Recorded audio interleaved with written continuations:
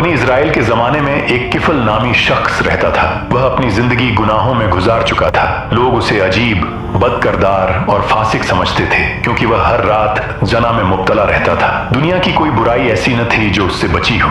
उसका दिल सख्त हो चुका था और आंखें बेहंसी की आदी थीं। एक रात वह हस्बी आदत एक औरत को अपने पास ले आया, लेकिन यह औरत आम औरतों जैसी न थी। पहले लम्हे से ही उसके चेहरे पर घबराहट और आंखों में नमी थी। जब वह दोनों अकेले हुए तो वह औरत अचानक रोने लगी। किफल हैरान हो गया। उसने पूछा, क्यों रो रही हो?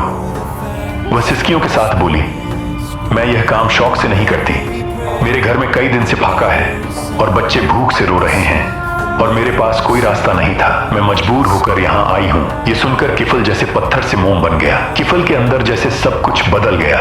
वह शख्स जो बरसों से गुनाहों में डूबा हुआ था, पहली बार उसके दिल में नरमी उतरती महसूस हुई। किफल ने आहिस्ता से कहा, उठो, तुम यहाँ से जा सकती हो। आज के बाद तुम्हें यह काम कभी करने की जरूरत नहीं पड़ेगी।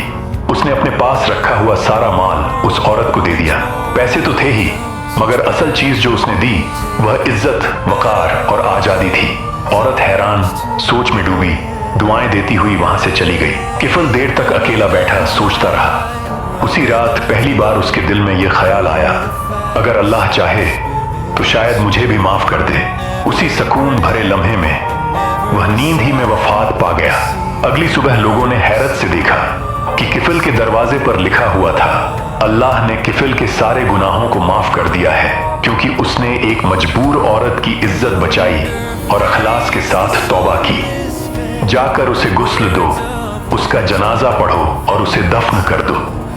इसलिए दोस्तों, इंसान के गुनाह कितने ही ज्यादा क्यों न हों, बस इंसान को अल्लाह की रहमत से मायूस नहीं होना चाहिए। अल्लाह ताला सबके गुनाह माफ फरमाए।